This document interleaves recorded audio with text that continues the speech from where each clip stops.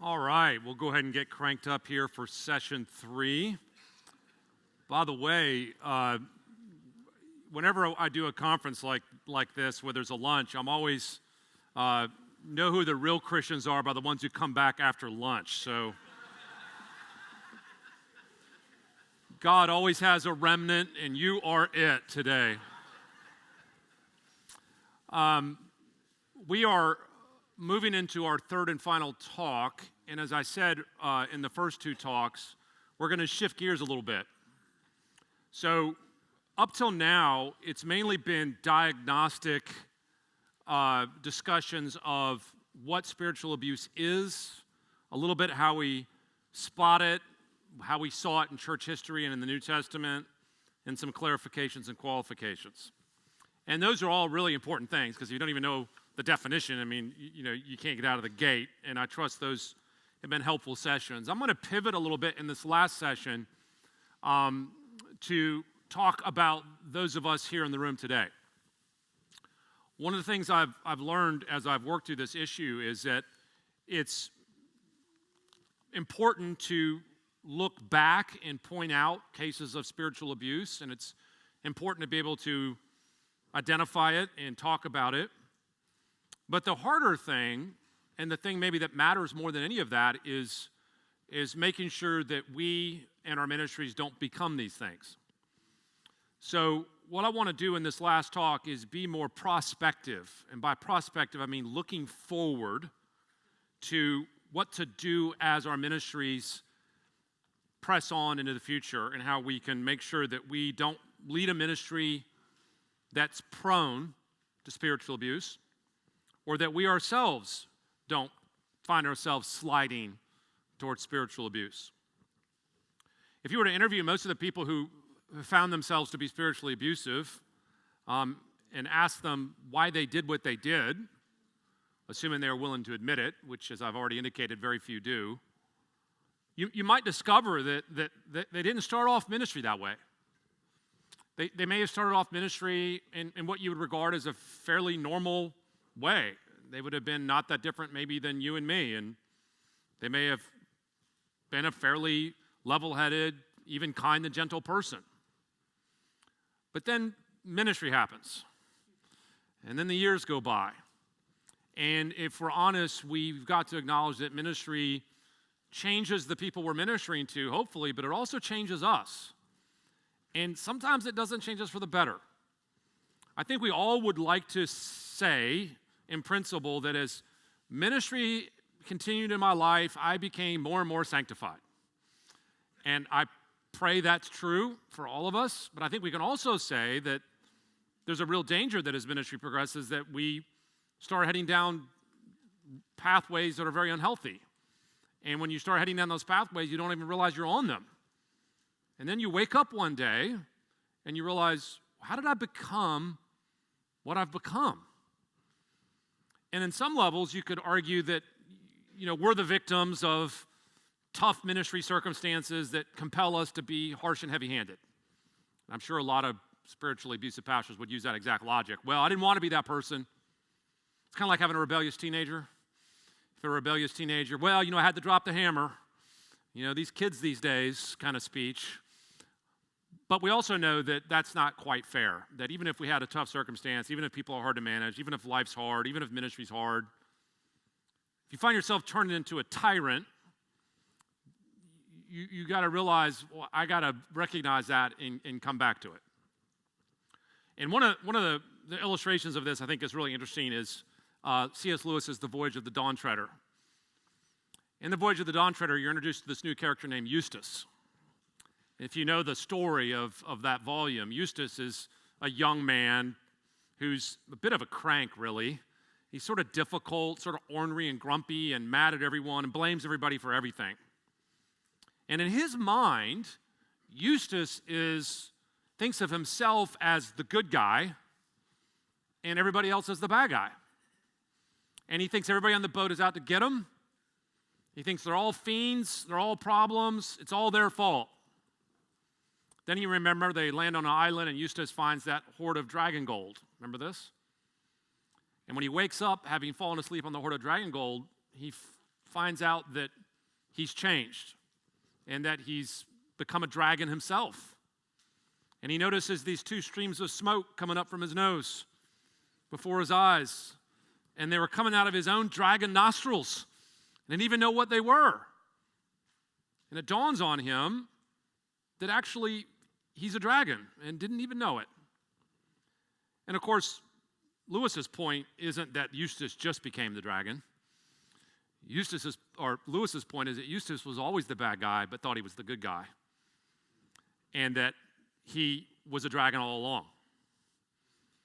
And of course, Aslan comes, and you remember the story, cuts the skin of the dragon off of Eustace, and he becomes a normal boy again. And it hurts bad. But I think what you learn from a story like that is that sometimes we think we're the good guy, and maybe we're not. And even if we're not the bad guy in an absolute sense, sometimes I think it's true that we can think that we maybe are more one way than we realize, or that we give our own self, we give other people bad grades and give ourselves a pretty good grade when it comes to our leadership scorecard. What I want to do in this last talk is say, hey, let's take an honest look at ourselves and ask, how do I keep from sliding down the pathway where eventually I could end up being that person that I don't want to be? So this doesn't presume we're there yet. This doesn't presume any of us are spiritually abusive leaders. What it presumes is all of us have to guard that path. So I want to lay out in this last session 5 principles that I think need to mark our ministries, and that if they mark our ministries, they can help our churches and ourselves personally from heading down a bad path. Now, these 5 principles aren't applicable just to individuals, although you'll see that many of them are. They're also applicable to our ministries. Ministries that I know that many of you probably run, or at least have an influence over. And so as we work through these 5, I think there's an obvious personal application, but I think there's also an institutional application that hopefully will become obvious as we go. When we're done with these 5, then we will open up for Q&A. And I trust as we've been working our way through the day that you've tucked away your best stump the professor question, which I'll be waiting for shortly. And then if you have a question you want to ask that you don't feel comfortable with, I think Keith had mentioned there's the QR code on your table that you can go ahead and enter that in. All right, 5 principles that I want to encourage you to think about as you try to avoid sliding down an unhealthy pathway. Let's start with the first. The first is character over competency. Character over competency. We talked earlier in a prior session about the rise of the celebrity pastor. It's interesting to watch over the last number of years this sense of leaders in churches that are sort of the big show. And I don't mean churches that are just big, but I mean churches where the pastor's the big show. And those are not the same things. One of the things I tell my students is the concept of a celebrity pastor, do not equate it with the size of the church. There are plenty of big churches with healthy pastors, and there are plenty of small churches with celebrity pastors. You don't need to be in a big church to be the big fish in your little pond. In fact, sometimes it's easier to be the big fish if your pond's pretty small. And there's plenty of churches out there where there's somebody leading it, whether there's 700 people or 7,000 people, where they end up being center of everything. How did we get to a point where leaders sort of take on the identity of a church in disproportional ways, where they and their talents and their abilities determine everything? I think it's interesting to ask the question about whether celebrity pastors are more common now than they used to be. I don't have an answer to that question.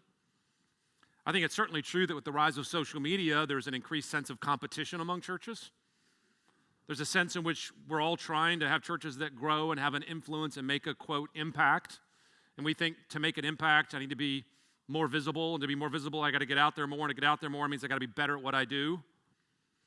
If I'm going to be better at what I do, then I've got to hire people who are better at what they do. And everything is all about how good you are at things. And everything is about competency. I call this the franchise player model of churches. You know, sports teams in the past used to be good teams. Now what teams do is they find a superstar and they build everything around the superstar. And, you know, maybe that works in sports. I'm not a sports expert. One could argue, you got LeBron James, Michael Jordan, other very famous athletes, and you build a team around and you win a championship. That's how it's done. So we adopt that as a church, and we think that the way I get a church that's quote-unquote successful is I find a franchise player, a superstar, who's exceptionally talented, exceptionally gifted, exceptionally good at what they do, and then I get them in, I recruit them, and I build my team around them, and then I get the church of my dreams, or we get the church of our dreams. Now you can imagine if you follow the franchise player model of ministry, there's going to be several unintended consequences. Some of those unintended consequences are the number thing that matters most is, quote, getting things done or growing or being successful, and at the expense of that, things can take a back seat. And when you have a successful church with a successful franchise player at the center of it, then anytime questions are raised about that model, that is not a very expendable person.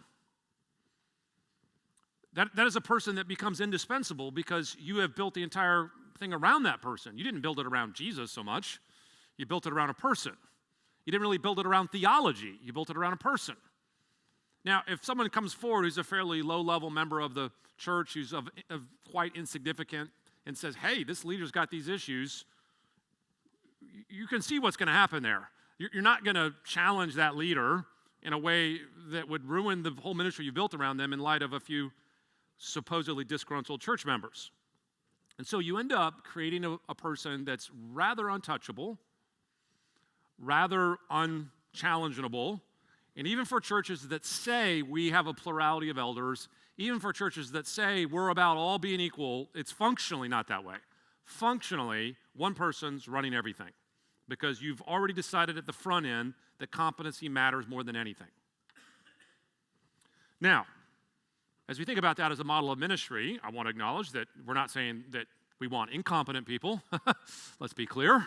We're not saying find the most incompetent person and hire them. That's not the conclusion here. You'll notice the language of my very first point here. It's not so much that we want incompetency, but that competency becomes the number one thing that trumps everything else. And the thing it tends to trump more than anything else is the concern about character. Competency, if there's enough of it, is the thing that can mask amazing amounts of character flaws. And can cause people turn a blind eye to those character flaws in ways they never would do otherwise. Now, how does that square with what we know about the Bible's view of character and ministry? Well, you remember that we only briefly mentioned a moment ago 1 Timothy 3, which is sort of the go-to text for the qualifications for ministers.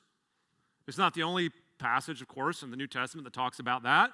And it's not the only passage, obviously, in the New Testament that talks about character in general. But it is obviously the locus classicus for what we think about a minister should be.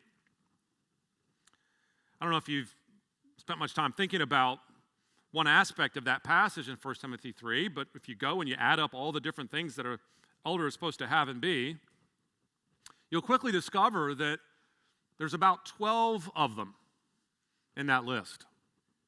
And you'll also discover that of all those characteristics, all of them but one are about character.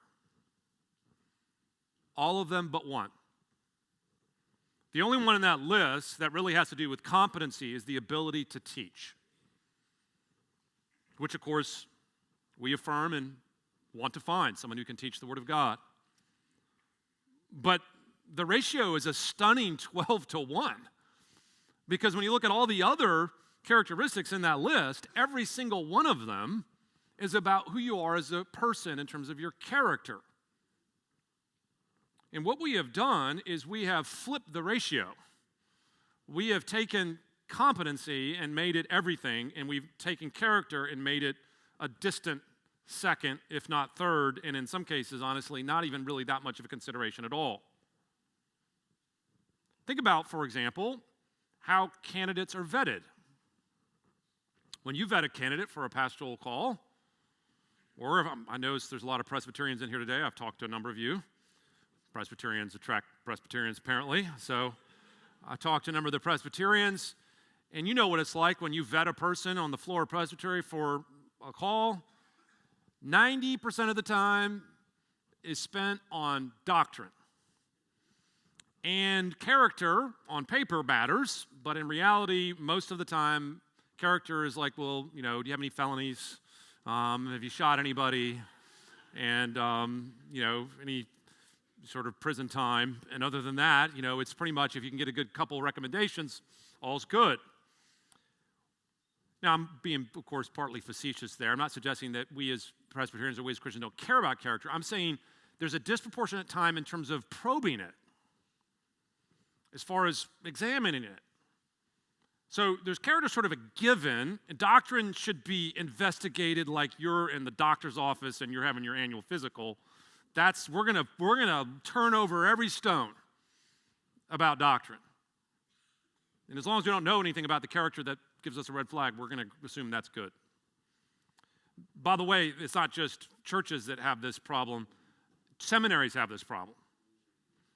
I'm a leader of a seminary, and we are guilty of this as seminaries. When we prepare people for ministry, what do we think the number one thing they need to do is? Know the Bible well and have your doctrine straight. By the way, that matters a lot. Don't hear me saying it doesn't matter. I care very much about doctrine and theology. I know you do too. But the idea that someone can get a degree and leave with their doctrine and get all A's and be ready for ministry, we all know that's not true. I can think back of several people that graduate degrees. I'm thinking to myself, you should not go into ministry, right? And you know people like that as well. Now, to be fair, seminaries don't ordain people. Colleges don't ordain people. You could say, it's not our job. Okay, fair enough. Technically, that's true. Technically, it's the church that calls, the church that vets. But do we communicate in the training of those ministers the role of character and how much it matters?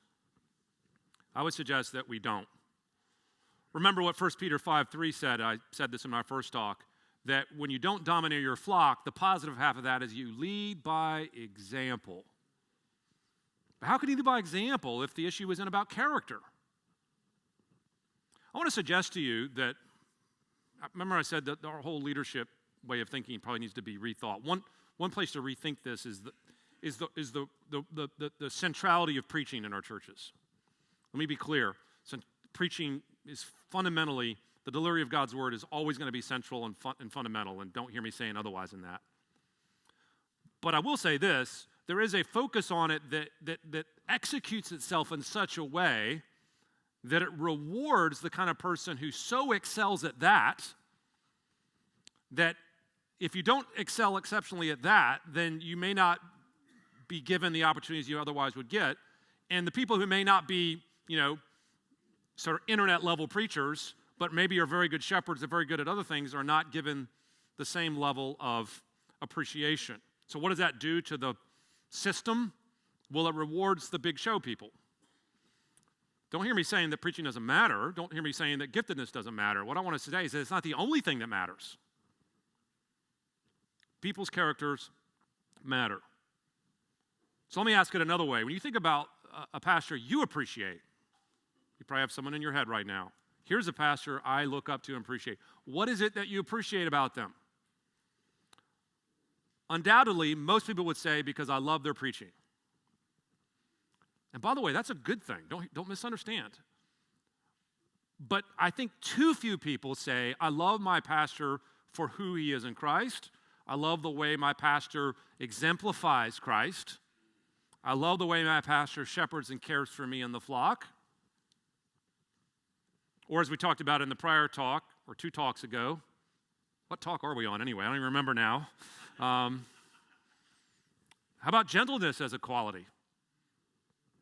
What if you said to your church, we have a pastoral candidate we're really excited about, and the reason we're really excited about him is because he's gentle.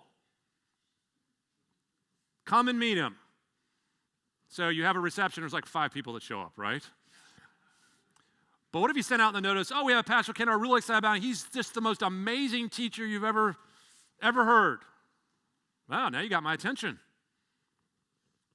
So again, I'm not saying that teaching doesn't matter. Of course it matters. I'm not saying theology doesn't matter. Of course it matters. Those just aren't the only things that matter.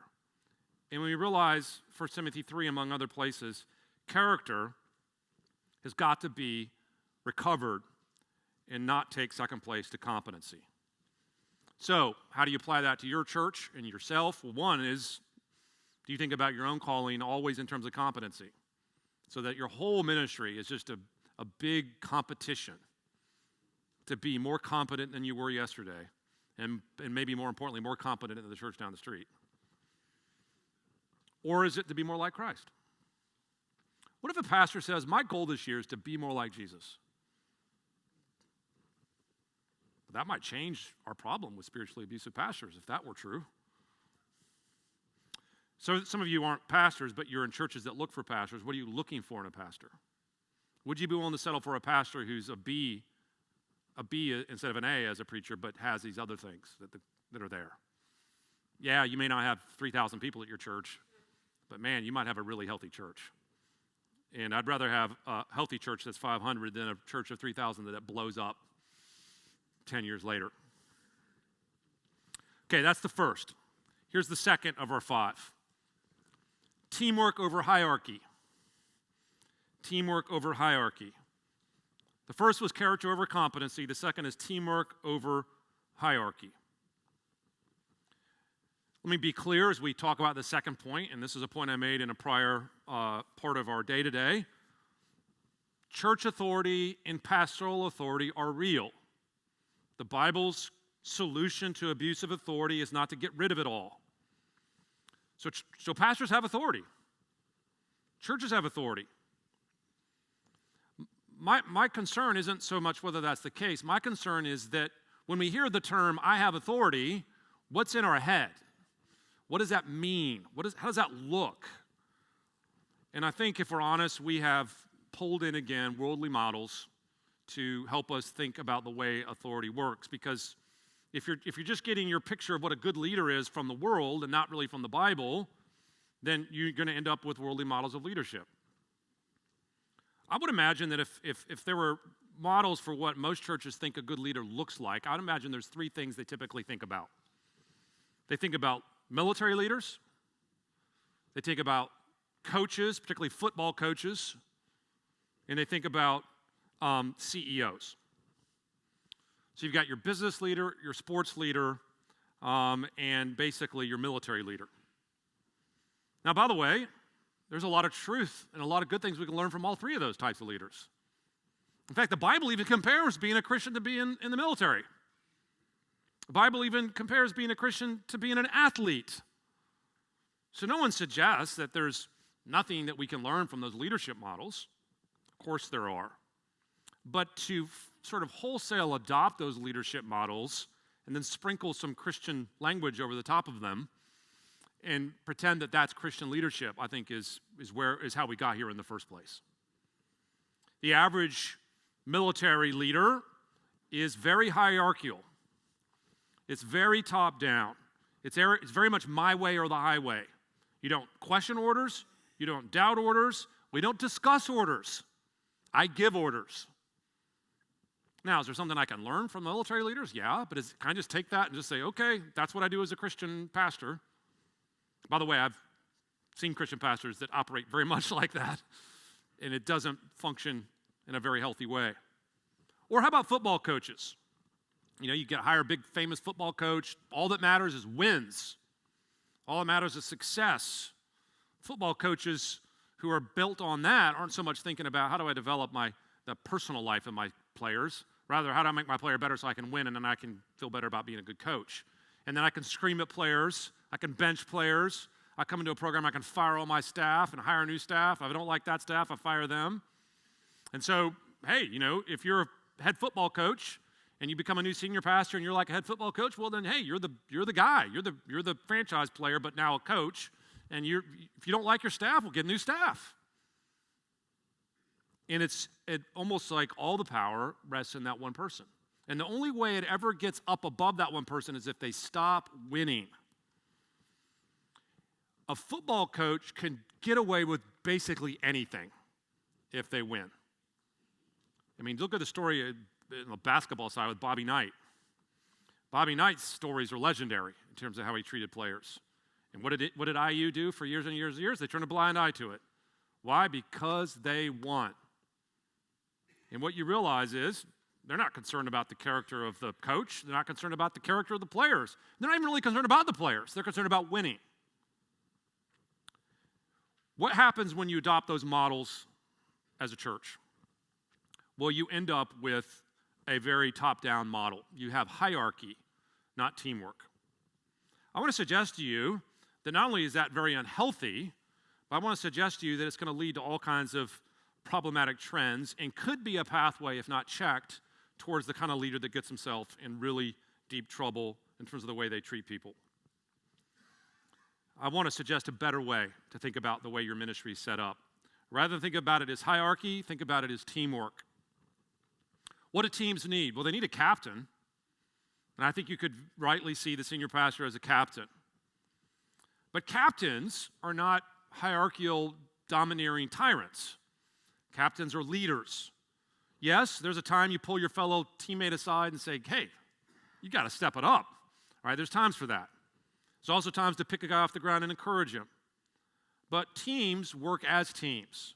They build consensus. They move forward as a team, not just by issuing orders and dominating. So here's a thought for you in your ministries.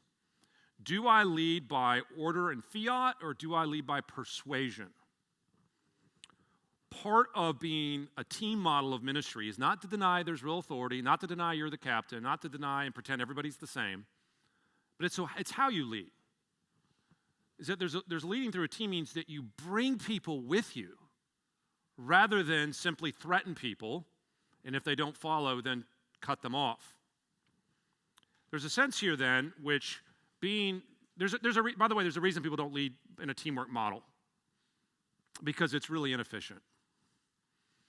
Leading by team building takes time. Leading by team building takes patience. Leading by team building means you have to listen to people. Leading by team building means you have to admit that maybe you don't have all the answers. But you know what's interesting is that you might just discover that your original plan wasn't so good after all. And that maybe once you start leading by team building, you realize that your team actually has a lot to contribute. And that's actually the definition of a team. And that you're not the big show, and that yes, you're the leader that God's appointed, but that the lead means bringing them with you by persuasion and patience and prayer.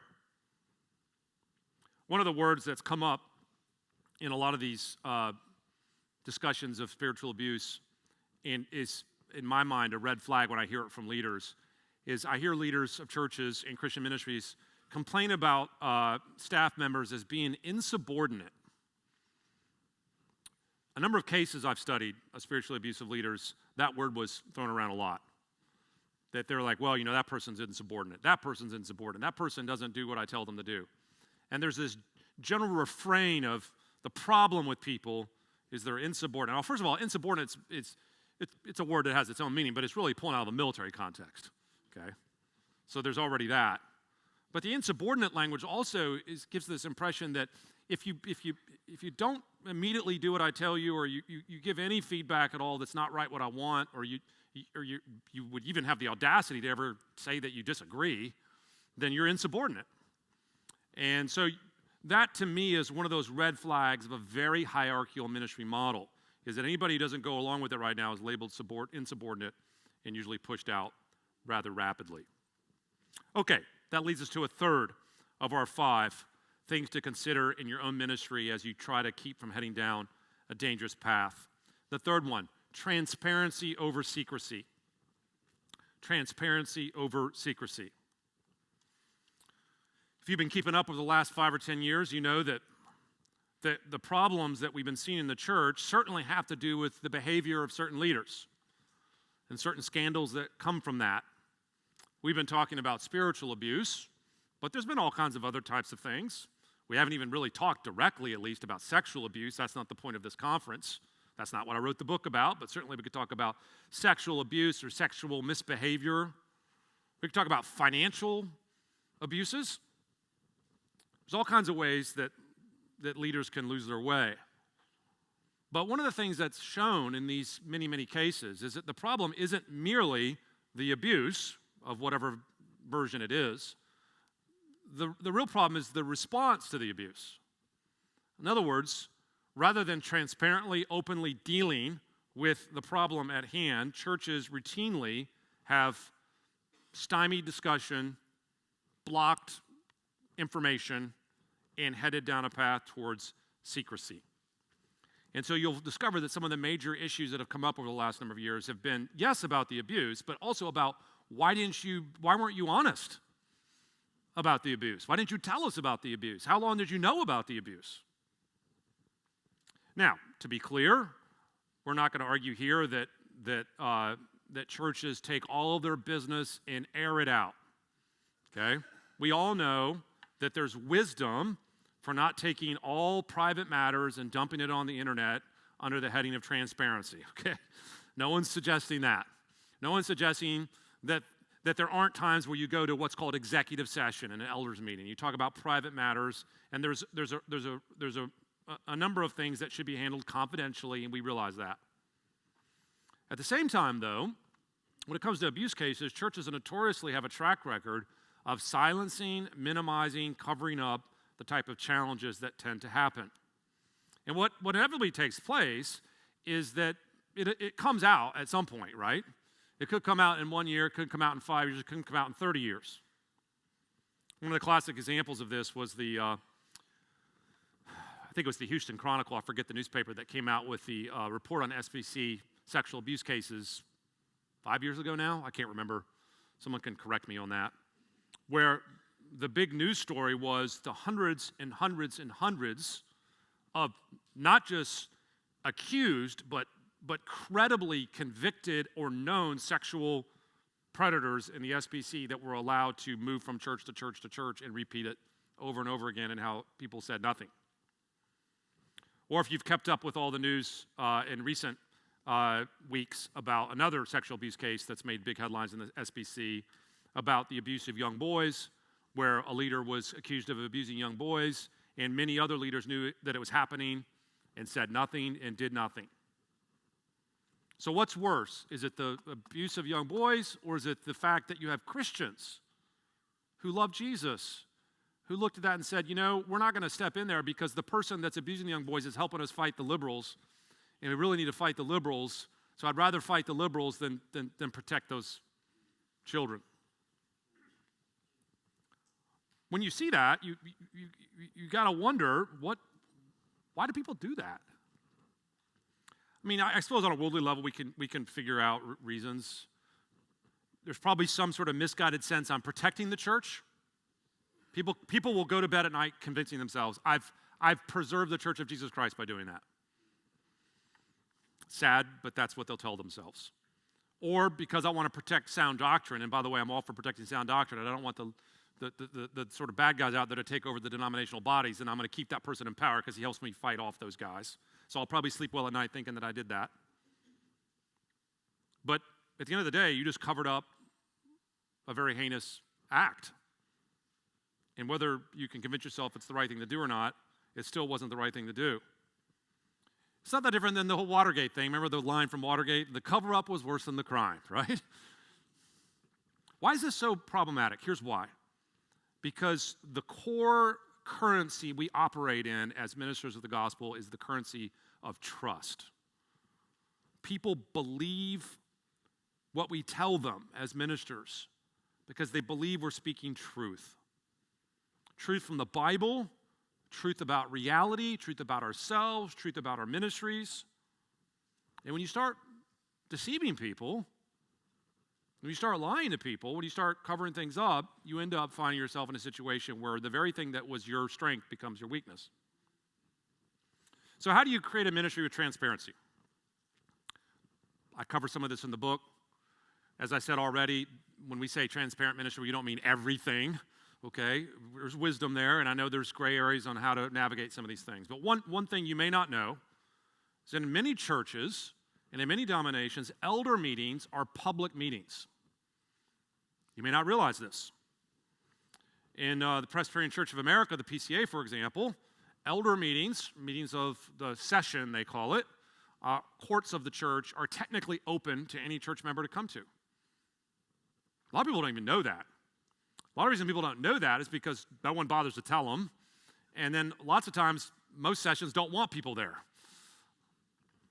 And when I say don't want people there, I don't mean necessarily for nefarious reasons. I just mean it's inconvenient, it slows things down, it's maybe out of sorts with people. But here's an idea for you as a church. I would not only acknowledge that your elder meetings are public, I would encourage people to come. And by encouraging people to come, I would actually hold the meeting in a place where they can come. So imagine this. What if you had the elder meeting in the sanctuary? And anybody could come watch. They could see church business happen right there. They could hear what questions are asked. They could see how you behave. They could see what business is on the docket. They could observe. Some churches might even allow them to ask questions. You don't have to do that. It's not required. Anytime in a session meeting, of course, if there's a sensitive topic, you could go to executive session. Totally allowable. But for the normal, we'll call it normal business, for normal business, wouldn't it be nice if churches felt like they had access to the normal business of the day? They could go in and watch and listen and see and participate even in what's going on in the church. It's technically a public meeting. And for a public meeting, that's a great step of saying, hey, we're not hiding anything here. Yes, there's times we can go to executive session when we have to, but generally speaking, you are welcome. We want you here. Take a look at how we operate. See how we interact with each other. Here's a question for you. Would you behave in your elder meeting the same way if there was 30 or 40 people watching? I've seen plenty of elder meetings over the years. I can tell you this. There's plenty of things that go on that they would not happen if 30 or 40 people were watching. Because sometimes things get intense. Sometimes things get, elevated. And I think it's not bad to have that open transparency that, hey, we're not some isolated secret group. We are a public, accountable session to the church. Okay, fourth thing. So the first was character over competency. The second, teamwork over hierarchy. The third, transparency over secrecy. Fourth, shepherding over fault finding. Shepherding over fault finding. Years ago, I had a pastor tell me something that has stuck with me. I can't get it out of my head. We were talking about a number of things, but it came up what the core philosophy of this individual's ministry was. And he was honest. He said, here's my main thing. My main goal in ministry is to find out what people's sin is and confront them over it.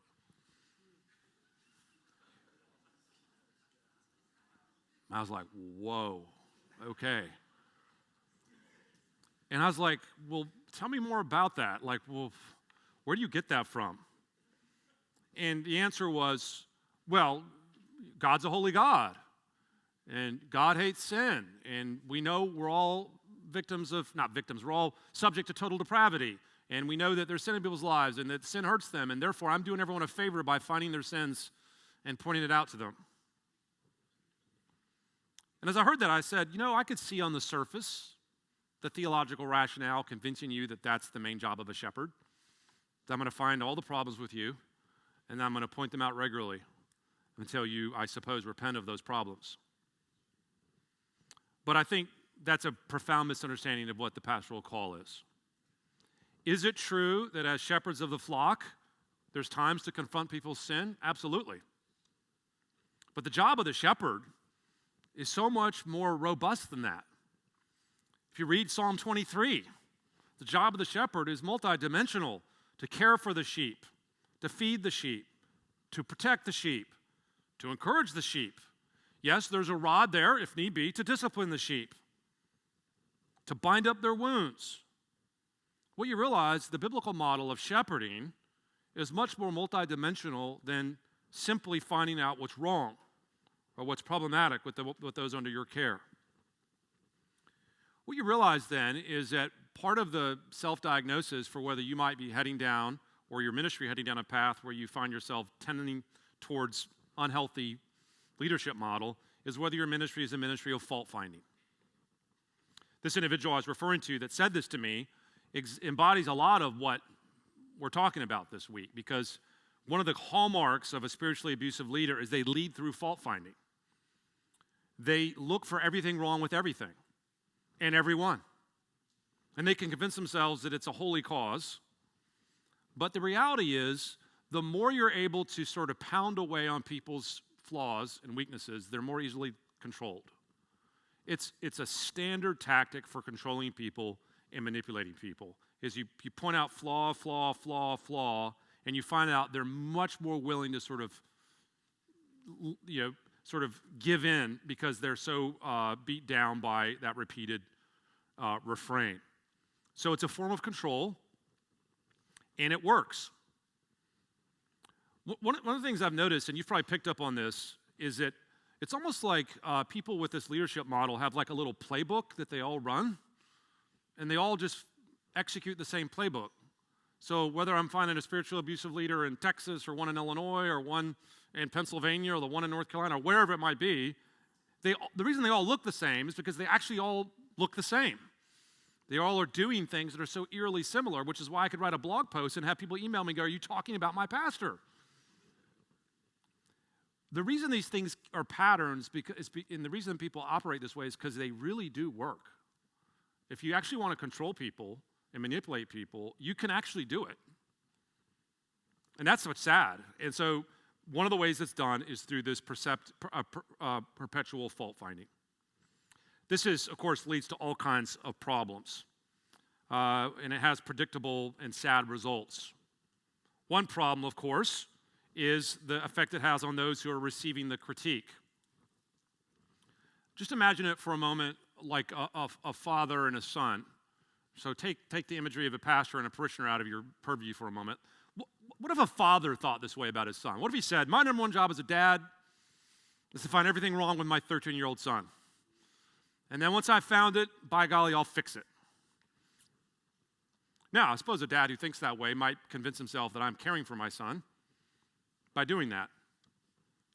But if you set out to find everything wrong with your 13-year-old son, you'd have a full-time job. I've had a 13-year-old son, right? We've had 13-year-olds. There's weaknesses there, yes. Issues, and you could spend all your day on it. What's going to happen? Two things are going to happen. One is you're going to have a son who feels perpetually corrected, beat down, nullified, criticized, and honestly scared. Scared of ever stepping out of line, scared of ever doing anything wrong. But the real tragedy here is that it actually affects the person doing the fault finding. People don't realize that when you act that way, it changes the person you're doing it to, but also changes you. You become a thing that's sort of wired to find everything wrong with the world, and everything wrong with people, and everything wrong with your ministries. It doesn't stop with people. That worship service wasn't good enough. That music wasn't good enough. That commerce didn't run smooth enough. And pretty soon you got problems with everything. And it kind of twists the critiquer too into something that is very unhealthy and unrecognizable. Of course, it's contrary to Scripture. I think of 1 Corinthians 13:7. Love hopes all things. If you want to spy on people or watch people, rather than looking for everything that's wrong with them, which is not hard to do, why don't you look for evidence of God's grace in their lives? Why don't you look for evidence of how God's at work in their lives? Why don't you look for evidence of how God's blessing their ministries and encourage them? Yes, there'll be a time to confront them on something. That's not going away. But the idea that if you're going to watch people, how about watching for the good things going on in their lives rather than always watching for something that is wrong? And of course, what really ends up happening is sometimes people like to critique other people in this way because it just makes them feel better about themselves.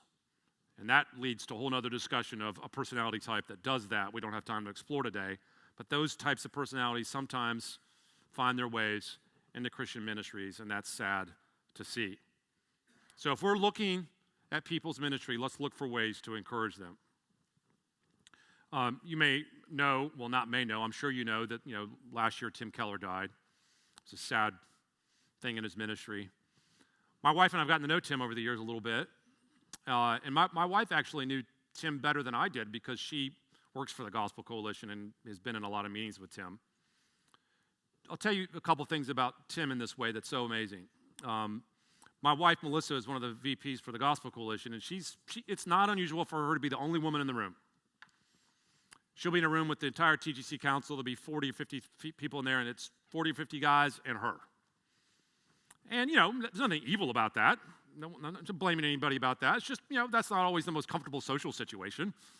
So sometimes she would go and just sit on the couch and kind of check her phone, and, it was just one of those things. And when she would, the person that would always come talk to her was Tim Keller. He would notice her, find her, sit down, and have a wonderful conversation with her. It made her feel very noticed and welcomed. And one of the things my wife later wrote about Tim when he died, which I thought was so profound, she goes, Tim had this amazing way of making you feel seen but not watched. Seen but not watched. Take that as a question for your ministry. If someone were to describe your ministry, do they feel watched by you? By the way, have you ever been in a ministry where you feel watched? Oh, if you know what I'm talking about, then you know what I'm talking about. Because you feel on edge, you feel like you're walking on eggshells, you feel like you're being investigated all the time. You know what people need? They need to be seen, not watched. There'll be plenty of time to correct. Too little time to shepherd. Don't miss those opportunities. Lastly, number 5, openness over defensiveness. Openness over defensiveness. So it's character over competency, teamwork over hierarchy, transparency over secrecy, shepherding over fault finding, and lastly, and then we'll do our questions, openness over defensiveness. Here's the reality. The reality is that ministry is hard, and when you do ministry, no matter whether you do it well or badly, you're going to get critiqued. If you haven't gotten there yet, then just wait. It's going to come. I tell people at seminary all the time, I'm like, are you sure you're willing to sign up for this? Even if you're a godly, gifted, level-headed, wise leader, you're going to get critiqued. Don't think it's just when you go off the rails you get critiqued. No, you get critiqued even if you're doing the right thing. And so one of the things I've noticed over the years is that one of the things that can lead people down unhealthy paths is there's the way they respond to critique.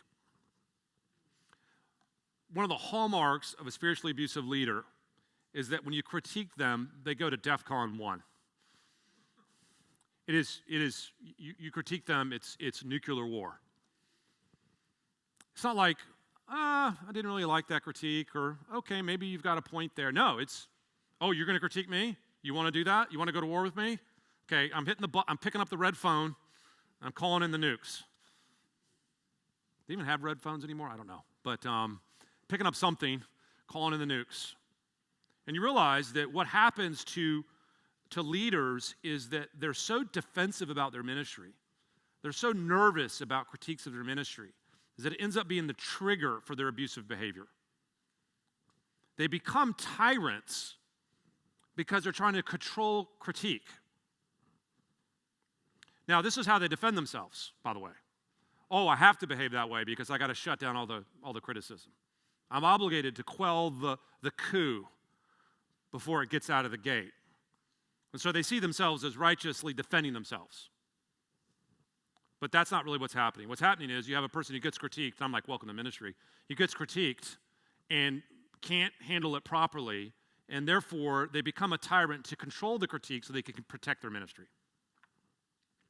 In other words, at the center, and I want you to hear this, this is a good last point to end on. At the center of many abusive leaders' behavior is a fear of losing their ministry. Their fear of losing their ministry. If you listen to Mike Cosper's podcast, he interviewed Joel Brown, who was a former elder at Mars Hill. Joel Brown commented on Mark Driscoll. Listen to these words that he said about Mark. These are the words of Joel Brown. Quote, there always was this underlying assumption that Mark had that people were trying to take his power. People were trying to take his church from him. There was this constant desire to protect his power and make sure he maintained control. Do you realize that one of the main things that leads people down an abusive behavior path is a fear of loss of their ministry, and then an attempt to quell future rebellions by controlling what people say and do? But if your job is to control what people say and do, then you're going to end up creating a Gestapo-like ministry where you're listening for any critique, and you got your minions out there listening for any critique, and then when someone steps out of line, they get called into your office. I heard you critique me. And now you've created a ministry of suspicion and basically intimidation and so on. This may be the nub of it all, this fear of loss. If I could quote Yoda, the fear of loss is the path to the dark side. It's an exact quote. It's true. Well, it's true, it's an exact quote. I don't know, you think Yoda's not real, of course, but I want you to hear that because Jesus basically said the same thing. How do you know you're fit for ministry? If you're willing to take up your cross and follow me. This is the whole conference right here. If you're not willing to lose, if you're not willing to sacrifice, if you're not willing to give it all up, if you're not willing to go the low route, the humble route, then ministry may not be for you. And Jesus is like, yeah, you could go that other route. You're going to become the tyrant you never wanted to be. Fear of loss is the path to the dark side, and the path to the right side is embracing it as the calling of a Christian, to give up your life and lose it rather than try to save it for yourself. So really, the solution to the abusive pastor is the gospel. Look at Jesus, who gave up his life for his sheep, and he calls us to do exactly the same thing, to give it all up for the flocks we love. Let me pray one more time, and then we'll open it up for Q&A. Lord, we hear these 5 things, and if we're honest, there's a little bit of us in each of them. And we ask that you would help us to see that for what it is, and if we do see it, that we would be willing to turn away from that, be more like you. And we pray more than anything, Lord, help us not to fear losing everything, so that we become the very tyrants we committed ourselves to protecting the church against. We pray all this in Christ's name. Amen. Keith, instructions? Yes, instructions. We have 2 of our Cairn students, Justin and Gregory, who are going to be working the floor with the mics. If you have a question, please raise your hand. They'll get the mic to you. We're going to go back and forth between questions that use the mics and some of those that have come in through the use of the QR code that I will read out to Mike. So that's how we will proceed. So let's start with one from the floor.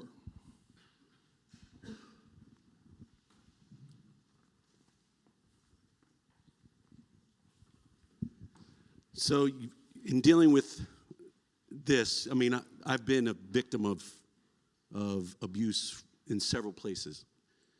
One of the things I've noticed, for example, is in the building of the hierarchy, the abuser builds a coalition of men. Once that coalition is built, he then has the support and the mechanism to usurp that authority. And then he processes the document, which we call church constitutions, in order to clarify his position as the sole pastor of the church with full autonomy. One of the things I've noticed through that is it then produces, through the hierarchy, the abusiveness through other leadership or other positions within the church, i.e. like deacons, who have been given authority over the church that is for the elders. And so they make the ultimate decisions.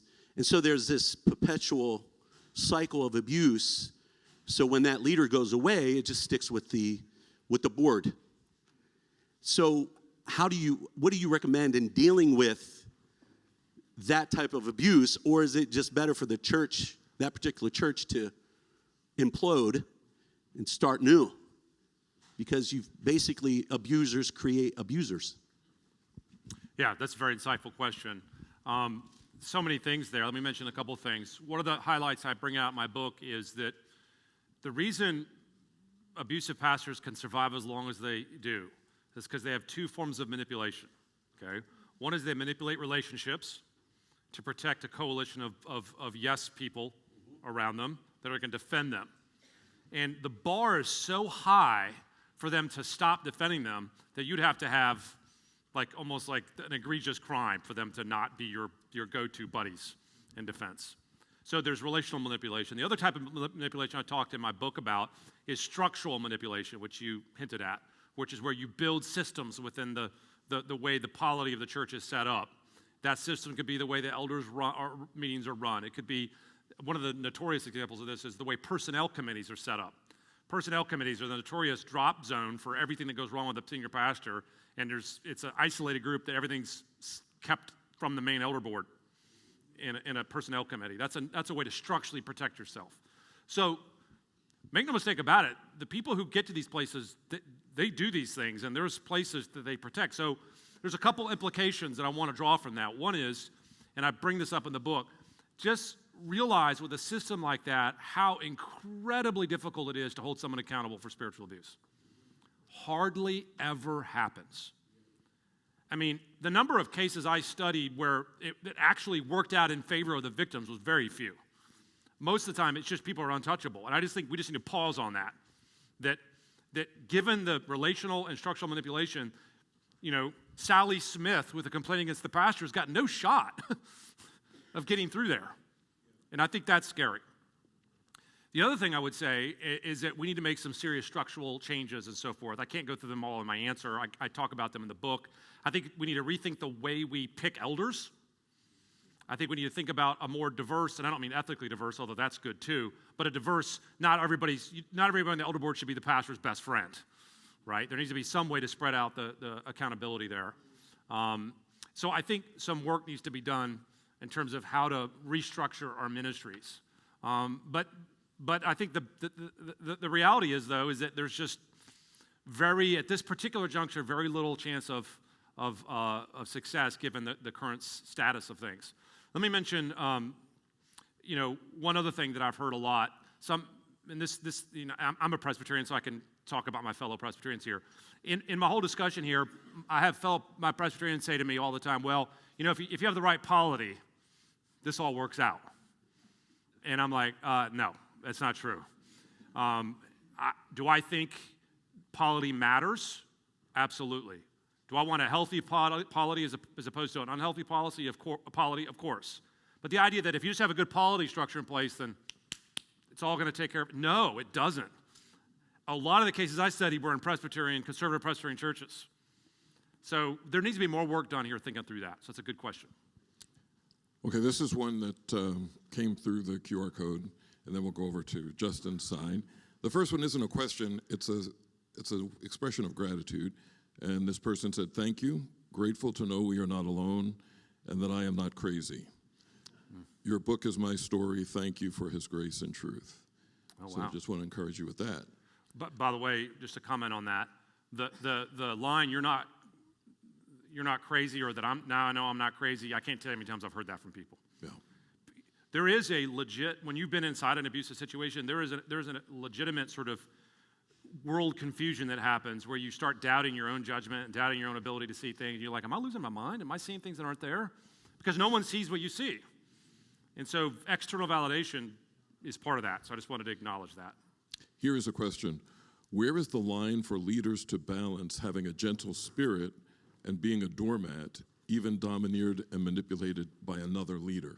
Yeah, it's a great question. So I've mentioned the importance of gentleness numerous times today. I make this more fuller argument in the book, but when we talk about the importance of gentleness, you certainly don't want to hear that as that's the only characteristic that matters, because there's lots of characteristics that matter in a leader. Strength and courage are important characteristics in a leader, and the Bible talks about those too. So my point in bringing up gentleness is not because it's the only trait that matters, but because it's the neglected trait that is causing some of the problems. That's why I bring it up. So a leader needs to be, as paradoxical as it is, strong and courageous, but gentle and meek, right? Both bold to speak truth, but also humble and lowly. I'm trying to think of someone who embodied both those things. Let me think here for a moment. Yes.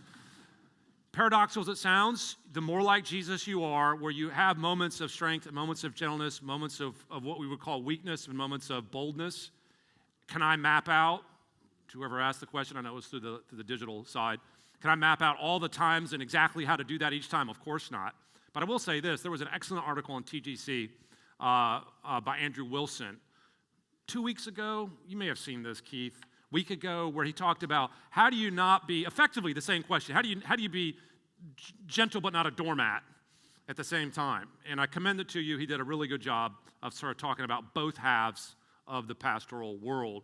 Both halves need to be there. My point in this conference is only one half is there. If you have gentleness and strength and you need both, guess what? Guess if you have a pastor that's only strength?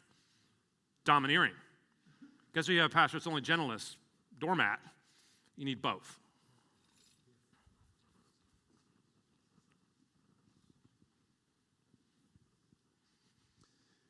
Thanks, Dr. Kruger, very much for this.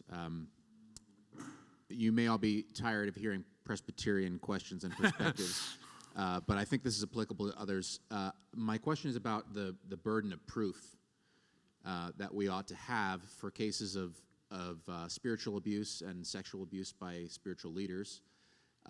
It seems to me from things you've said and also things that I've read and witnessed that it's very, very difficult, even in our church courts set up according to good polity, to demonstrate to a sufficient burden of proof. At least the PCA's is, I think, a strong preponderance of guilt, I think is how it's phrased.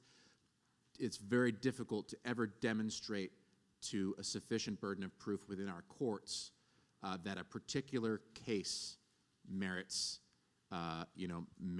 censure or worse. And so I'm wondering if you have any thoughts on what our burden of proof ought to be with regard to abuse. No, that's a great question. So one of the things you realize about any church polity document, whether it's the BCO through its many iterations or other policy documents, is that it doesn't say everything, and it doesn't account for everything. And I think there's legitimate times where you realize, okay, we need to update this, we need to modify this and improve this. Remember, when you update a polity document, you're not updating the Bible, right? You're updating a polity document. I tell my students, there's only one book you can't amend or change or edit. That's the Bible. Every other book written by a human being, theoretically, you can always modify and change it. When it comes to the burden of proof, I do think that we need to give some deeper thought to that when it comes to cases of abuse. And I think what we're seeing in the church is a growing awareness of the distinctive challenges raised by abuse cases that we weren't aware of before. And I think the church is at the front end of it. By the way, the church is much further down the tracks on sexual abuse, but still has a long way to go. Spiritual abuse, man, you're barely even out of the gate on that. But what you realize in cases of spiritual and sexual abuse is the type of evidence is different. And if it's a sexual abuse case, it's just a guy and a girl in the room together, and then it ends up being like, well, he said this, she said that. How do you adjudicate that?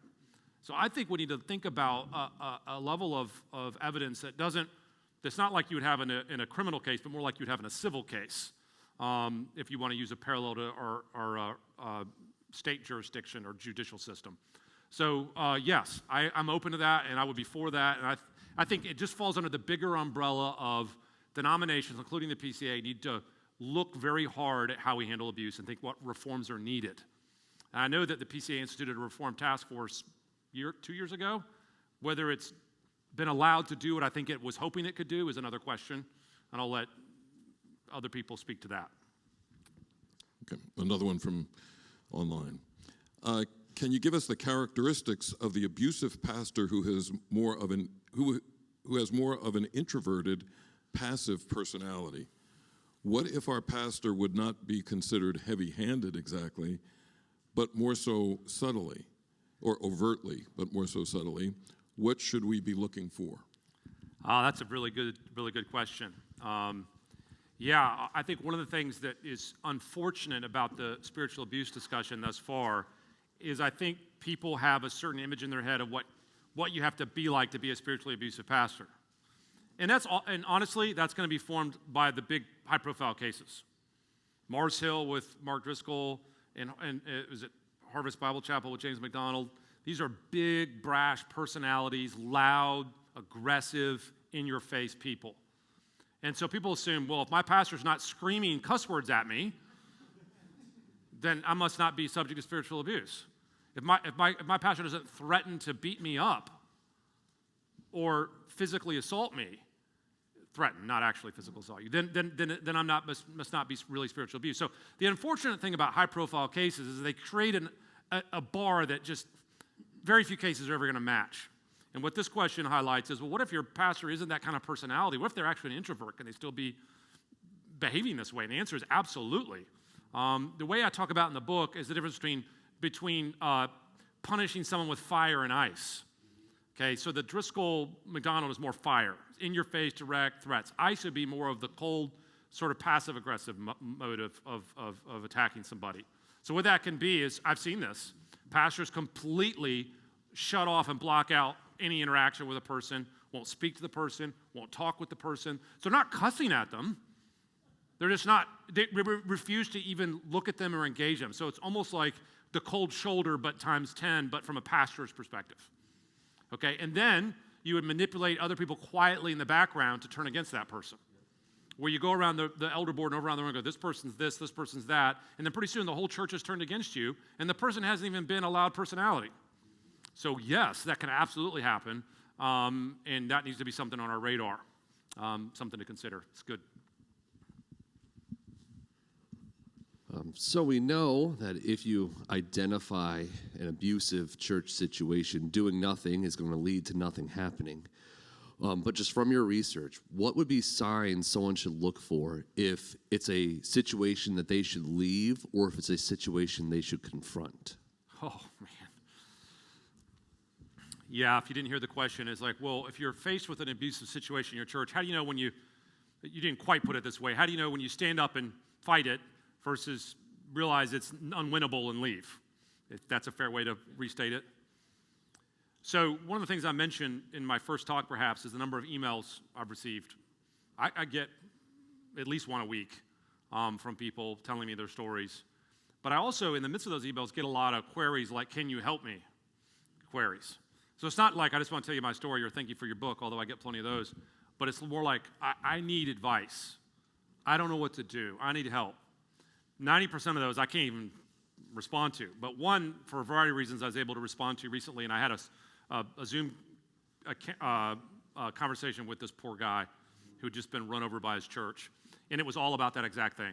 He said to me, well, if I feel like I'm morally obligated to stand up against this, but yet at the same time, I don't know that it's something that I can prevail, and I don't know if I want to put my family through that, and I don't know if my reputation to be shredded. And then the senior pastor threatened me and said if I complained about it that he would ruin my reputation, and then fire me. And then he did fire him, and so now he's got, not only is he fired, but he's got a verbal threat from the senior pastor that was backed up by the executive pastor too, who also threatened him. And he's like, "What should I do?" And I was like, and the phone call, I was like, "Look, you didn't realize that my knowledge of your case is 5 minutes old here. Whatever advice I give you, I'm not going to be able to give you any concrete advice." But I did give him some things to consider. It's like if you're a Tolkien fan and you read J.R.R. Tolkien, there's that line when Frodo asks the elves what they think, and he says, "Yeah, never go to the elves because they say both yes and no to whatever you ask them, right?" And the elves' response is, "Yeah, well, wisdom is a weighty thing. We don't want to just we give it out to you. We don't want to just dish it out because it's pretty important. So I'm giving you both a yes and no answer here, obviously because I don't know how to answer that in a Q&A time. But I will say this: if you find yourself in an abuse situation in a church, you're going to have to find some people that can give you really good counsel, who you can trust to walk you through the options. Sometimes staying and fighting is not tenable. And I've seen some people try to do that, and they get, their lives just get totally crushed. And I'm not saying therefore never fight. I'm just saying it's hard to know when. Sometimes you lick your wounds and move on. And it's hard to know how to navigate that. What this should highlight to all of us, though, here is that when you're a victim of spiritual abuse, notice there is no wide open path for you. You're not thinking to yourself, well, I know I'll be listened to in a judicial setting. I know they're going to care for me. I know that they're going to give me a fair hearing. No, that's not what you're thinking. You're thinking, when I come forward, I'm going to get creamed and trounced. That should not be in the Church of Jesus Christ. And that's the thing we should be lamenting. For the record, I am very happy at my church. Yeah. No. When I say you, it's the euphemistic you. It wasn't really you. Yeah. This is why people are going to send all their questions in digitally from now on, It's like, no more talking. I don't know where the microphones are, so. Here it is. There's some guys over here if you need it for future microphones. Justin will go over there next. Can these dynamics of spiritual abuse transfer over to Christian husbands who use spiritual abuse toward their wives? Yeah. Thank you. Very insightful question. So buried in a footnote in my book, it's actually endnotes, which drives me crazy, by the way, as a scholar. I hate endnotes. I always like footnotes. But if you flip in the back, you'll see that I talk about all these different tributaries around the spiritual abuse question. One of the tributaries that my book was not designed to interact with was husbands and wives. This is complicated. So imagine first, I think here, to help clarify this, imagine a secular marriage. No Christian influence at all. Can a husband be emotionally abusive to his wife in a secular relationship? Oh, of course. There's all kinds of examples of that, where he berates her, insults her, screams at her, demeans her, intimidates her, bullies her. Yep, that happens. We would call that probably emotional abuse of some sort, and it's a real problem in the world. Now, take that same scenario and transfer it to a Christian marriage, where the husband starts doing the exact same things, but now he says, and I can do this and should do this, and you should do what I'm telling you because I'm the head of this home. And now he's invoking God as the head of the home and invoking Christian principles to then berate and insult and demean his wife. So most people in the field would say, yes, that's a form of spiritual abuse. It's a form of spiritual abuse. You've got someone who has a position that presumably God-given, a husband, with some spiritual authority, which we would acknowledge is that, depending on how you slice this all up, some level of spiritual authority, that then he misuses and mistreats his spouse and domineers her. So yeah, I think spiritual abuse is very possible inside a marriage context. And I think elder boards and sessions should be aware of that.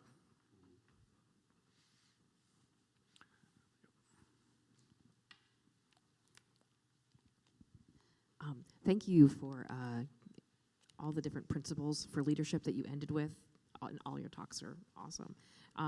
You mentioned how churches rely on CEOs and military leaders for these models of leadership, and I just would love to read more about healthy leadership and how to discover it, how to shape it, how to be it. And if you could just, I'm sorry to put you on the spot, but if there's any books that you just really love for Christian leadership that you could recommend. Yeah, it's interesting. Great question. If you didn't hear, she's asking for a good leadership book, a book on Christian leadership. It's amazing how many books there are on Christian leadership out there. Let me just start there. Christians love to talk about leadership. When I wrote my book, I actually even say in the foreword, I did not think I wanted to write a book ever about Christian leadership. This market is saturated. And then one advantage I have in my book is I'm talking about bad leaders. So, hey, I've got my own market, right? And so in one sense, mine was different. But we do have a lot of books on Christian leadership, maybe too many. But one that I found helpful recently was Paul Tripp's book called Lead, which came out 3-4 years ago. Someone can help me with this. But you should realize that Paul Tripp had written Lead, and I don't want to speak for Paul, but my understanding is that he was seeing some of the same leadership problems we're seeing. And he decided to address it, and I should have done this, by writing a positive leadership book, right? And then silly old me decided I'd write the other kind of leadership book. But it's a very helpful book. You'll notice as you pluck things out of that book that there's 12, I think he goes through 12 principles that you're gonna say, oh, okay, I hear that. That can apply to spiritual abuse. That can apply to these things. But I don't think he mentions spiritual abuse directly in the book. But it's a very helpful book and one that I would recommend. So microphone guy here, and oh yeah, we're back this way. Yep. There is a question, I think you can answer this in one word. Will you ever write a book called Bully Pew, Abuse to Pastors? Yeah. So this is probably a riff off my earlier comment that I'm talking about churches that have pastors that that abuse the flock, but there's other churches that have the flock abuse their pastor, and that would be the Bully Pew book. I don't think the title quite rings as well. No, I'm not going to write that book. I think my one foray into leadership books, this will be it. Okay. So just as a sidebar there, someone said, well, what's your next book project? So my next book project's already at the press. It's a technical monograph on early Christian manuscripts with Oxford University Press. So you're like, wow, that's very different. So, and you know what? I'll be happy to come back next year, Keith, and talk about the... Oh, yeah. I'm sure we'll pack it out. It'll be like five people here, you know. Okay, here's is there a people group or type who are susceptible to the bully leader? As the victims, I presume they're referring to. That's an interesting question. I think we spent a lot of time talking about the profile of the bully leader, but I'm trying to think about the profile of the bully receiver. I imagine it's probably true that certain personality types are more quick to acknowledge authority and follow authority with no questions asked. And I feel like they're bound to be manipulated maybe more quickly, if I could say it that way. But I will say this, in my research, the recipients of abuse, it is no respecter of persons. I've seen every type of person be the victim of a bullying pastor. It can be a very confident, very outgoing, male, other pastor that gets crushed. Then you can find, older people, younger people, male, female, this or that. It is really it's a non-discriminatory policy among abusive leaders. It seems like they're quite willing to do that to just about anybody. So I don't know the answer to that question. It's very interesting. I think there would have to be probably a personality type that's more willing to, quote, take it before doing it. I guess the better question isn't whether you can be abused, but how long you would take it. Maybe the better way to ask the question. I think everybody can be mistreated. I think the question is, some are willing to say, no, stop that, before others. Are we over? There's several over here to this microphone guy, and then one in the back if you guys aren't seeing it.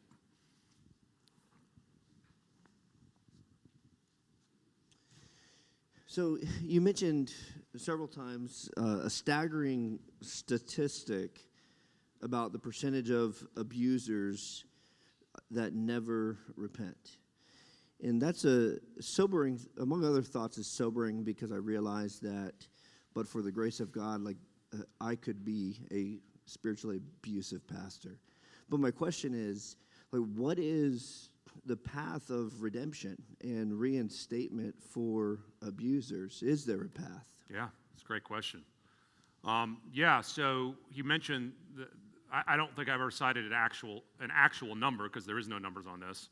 I think I cited my own awareness, which is that I'm not aware of hardly any, and I'm talking about spiritual abuse, not sexual abuse, pastors that have sort of just publicly owned it 100% and repented.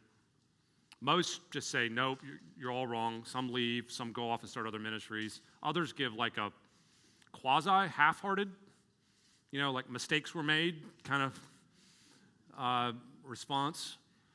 So given that reality, is there a pathway forward for spiritually abusive leaders? Absolutely. There's a pathway forward. And that pathway, and I've prayed for this in the cases I've known about, and so wish they would do this because it would heal so many, not just the people they actually hurt, but other people who watched other people do it, for a main leader to step forward and go, you know what? I realize that I was spiritually abusive to my flock, and that I intimidated people, bullied people, fired people, threatened people. I realized I hurt these lives. I hurt these people, these people, these people, these people. It was wrong. I'm so sorry. I fully repent, and I will work with the church body to see that repentance is full. Could they ever be in ministry again? Well, maybe down the road, but at first there would have to be an acknowledgement, because it's true, that it disqualifies them from ministry. Because by the verses we looked at, 1 Timothy 3, 1 Peter 5, and many others, it just disqualifies you from ministry if that's you. But that doesn't disqualify you from being a Christian. We're all sinners. Jesus welcomes the repentant. And it doesn't qualify you down the road necessarily if you can have a path towards repentance and recovery. But like anybody who's abusive, that ought to be a slow path back. We don't say to someone who's spiritually abusive for 20 years, take 6 months to pray about it, and then we'll put you back in there. It just doesn't change that fast. People don't change that fast.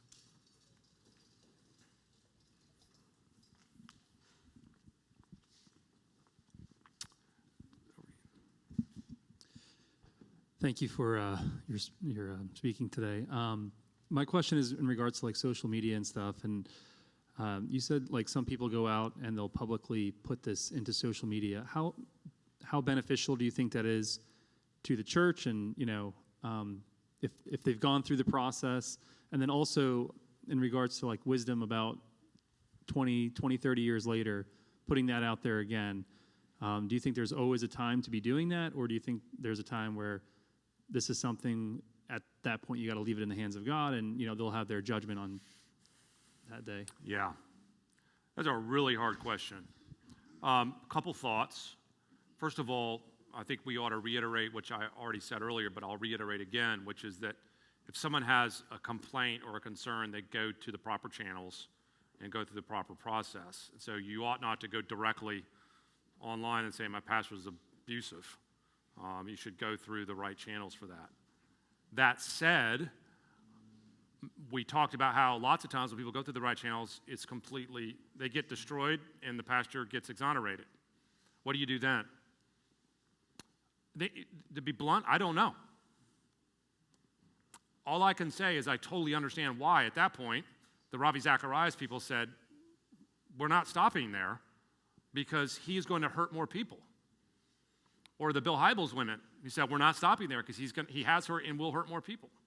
So part of the do I keep going question sometimes has to do with whether I'm protecting the flock from somebody who's going to do this again.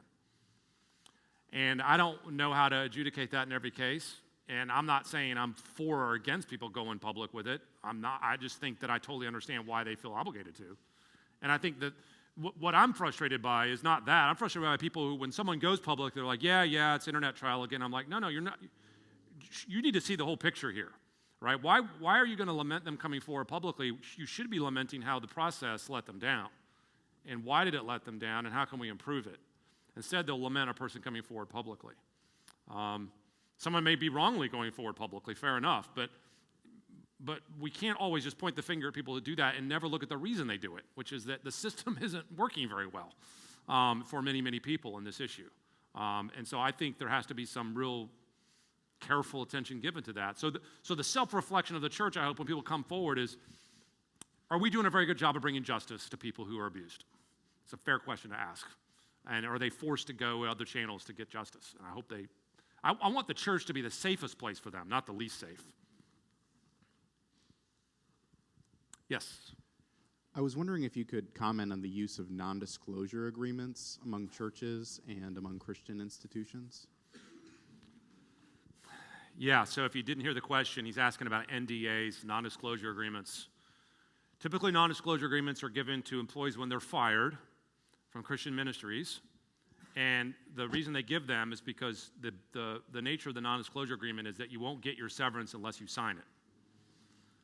And the reason they want you to sign it is because they want you to promise to never say anything negative about the ministry. So, to be 100% clear, I'm fundamentally opposed to NDAs, 100%. I think they are a core expression of how we should not treat employees. And I think they're a fundamentally non-Christian way of thinking about it. I know a lot of Christian ministries give NDAs. I'm not trying to indict all of them. I'm giving you my opinion. But the guy I was on the Zoom call with last week, he was crying on the Zoom call because his church fired him, threatened him, and forced him to sign an NDA or they wouldn't give him any severance. and he's trying to feed his family. Imagine putting a guy in that position. Saying, okay, so we're going to bankrupt you, or you can take the money and never call out the abuse you've received here. There's a fun choice. And that's just completely non-Christian to do that to somebody. I think it's contrary to the gospel, contrary to grace. You know, if you fire an employee, you give them a severance as warranted, and then you trust it in the Lord's hand as a ministry. If the guy wants to come and say, hey, there was bad things happening there, then you just deal with that. You don't threaten them. And so I'm against them, and I'm disturbed when I hear about them, and I wish ministries would stop using them. Here's a question. Do you consider neglect as a form of spiritual abuse? Yeah, interesting. I've never heard that question before. So the question, if you didn't hear it, can neglect be a form of spiritual abuse? I don't know. My first inclination is probably not. It could be a form of poor pastoring. It could be a form of bad behavior. I'm not sure it's a form of abuse. Now, it could be a form of abuse if the neglect is a form of the cold shoulder dynamic I was talking about earlier, where a pastor effectively bans a person from his presence, bans them from any social interaction, and quietly turns people against them. If that's what's meant by neglect, and I don't think that is, then that would be a form of spiritual abuse. But just merely like, I don't pay enough attention to you, I'm not sure I could get there as far as an example of abuse.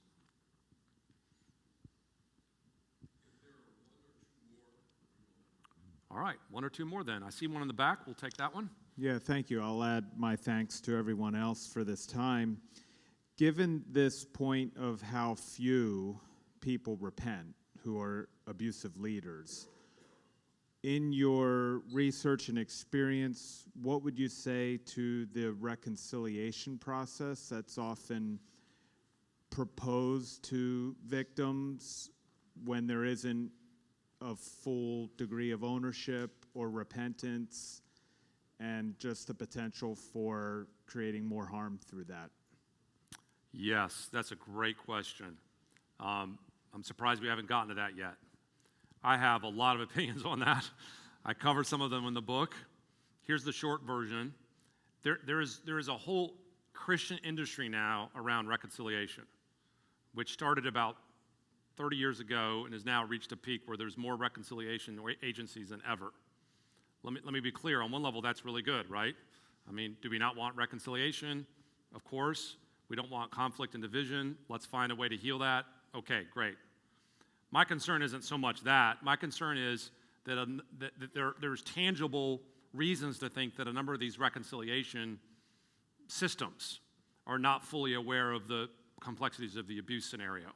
And there's story after story after story of victims getting rushed through an ill-conceived reconciliation system with a, at best, partly repentant, abusive pastor, all under the heading of let's get this quickly resolved. I think in ministry, there's a place for recognizing that some sins and some sin situations are so complicated and so deep and so problematic that there is no easy fix, and that there's certainly not a quick fix, and that it's going to take time and slow, patient steps towards reconciliation. What I'm concerned about with those agencies is that they often favor the person who hired them, which tends to be the church that employs the senior pastor.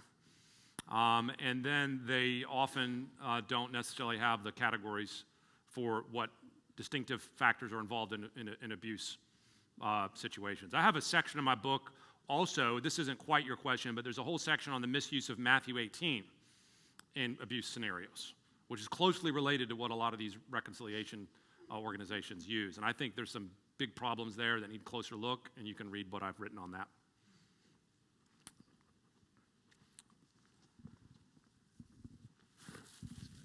So a lot of leadership in this position can often be very effective in getting things done, starting ministries, a lot of growth. Two kind of parts of this. Can you talk a little bit about how that impacts people's willingness or unwillingness to step forward with that when there's so many good things going on?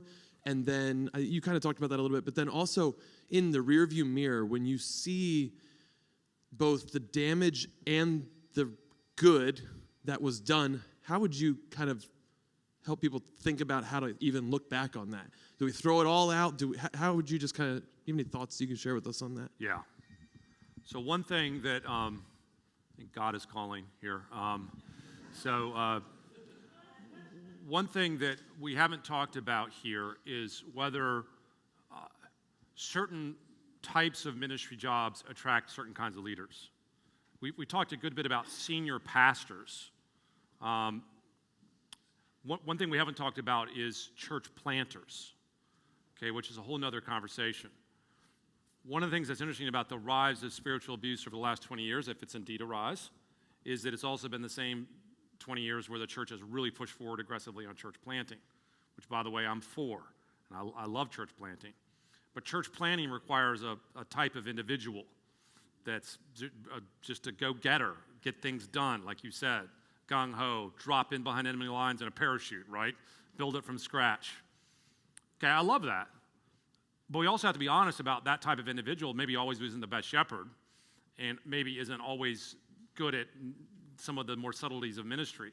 So if you build a whole thing around that, that becomes really hard, especially if there's success in the church planting. And you ask that, well, if there's success, does that make it harder to critique them? Well, yeah. So they don't want to give up that scenario. So what you have is you have a lot of situations where you have this parallel phenomenon. Lots of churches planted, arguably, I suppose, a lot of people reached with the gospel, or at least reached with good teaching and good ministries. And then with it, a trail of some carnage alongside it. And what you ask is, how do you evaluate that? Was it worth it? Should we just admit there's good and bad always together? Looking back, should I lament it and say we never should have done it at all? I don't have an answer to that. I don't know that there's one way to look at it. I think we can always rejoice when a good thing happens, but we can also lament when a bad thing's happen. We don't have to go back and say, would I have done it differently? I think what we need to do now is rethink the way we think of leadership going forward and try to work towards a more healthy church model. And I think that's why we're doing this conference this week. So that's probably a good place to end. Keith, I'm going to let you take it up here for any final instructions or remark. Thank you very much, everybody.